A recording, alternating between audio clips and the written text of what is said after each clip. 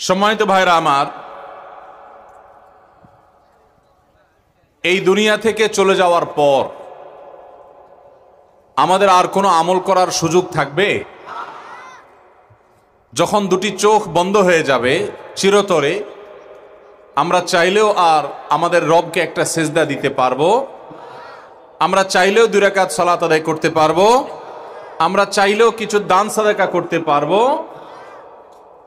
অতএব যতদিন নাকের ডগায় নিঃশ্বাস আছে ততদিন আমাদের সুবর্ণ সুযোগ আছে আখেরাতে আমরা কিছু আমল পাঠিয়ে রাখতে পারি অনন্ত অসীমকালের যাত্রায়, যেগুলো আমাদের কাজে দিবে।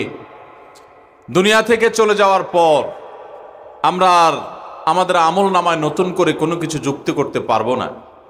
তবে সহিহ মুসলিমের একটি বর্ণনার আলোকে আমরা জানি যে 3টি কাজ, 3টি আমল আছে, যে আমলগুলোর সওয়াবের ধারা আমাদের মৃত্যুর পরও আমাদের আমল নামায় যুক্ত হতে থাকবে ইনশাআল্লাহ। আমলগুলো জানার দরকার আছে কিনা বলেন? এ বিষয়ে যে হাদিসটি সহিহ মুসলিমে বর্ণিত হয়েছে, সে হাদিস বর্ণনা করেছেন সর্বাধিক হাদিস বর্ণনাকারী সাহাবীদের শীর্ষে থাকা আবু হুরায়রা রাদিয়াল্লাহু তাআলা আনহু। তিনি বর্ণনা করেছেন যে নবী করিম সাল্লাল্লাহু আলাইহি ওয়াসাল্লাম ইরশাদ করেছেন, ইযা মাতাল ইনসান ইনকাতাআ আনহু আমালুহু। মানুষ যখন মৃত্যুবরণ করে তার আমলের ধারা বিচ্ছিন্ন হয়ে যায়, আর কোনো নতুন কোনো ভালো কাজ, কোনো সওয়াবের কাজ সে করে তার আমল নামাকে সমৃদ্ধ করার সুযোগ সে আর পায় না। আমল করার, ভালো কাজ করার সুযোগ থেকে মানুষ বঞ্চিত হয়ে যায়। যখন মানুষ মারা যায় সব আমল করার দুয়ার বন্ধ হয়ে যায়, ইল্লা মিন সালাসা। তবে 3টি আমলের কাজ, 3টি আমলের দুয়ার, 3টি ভালো কাজের ধারা এটা অব্যাহত থাকে মানুষের মৃত্যুর পরও। তার প্রথমটি হলো ইল্লা মিন সাদাকাতিন জারিয়াহ।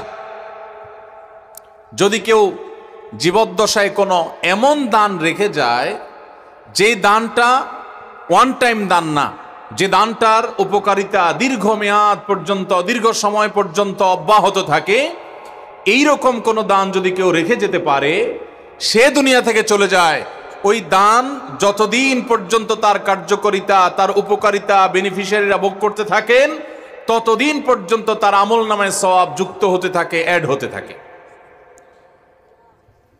সাদকায়ে জারিয়া। সাদকায়ে জারিয়া কাকে বলা হয়? সাদকায়ে জারিয়া বলা হয় ওই দানকে যেই দানের উপকারিতা চলমান থাকে দীর্ঘমেয়াদ পর্যন্ত।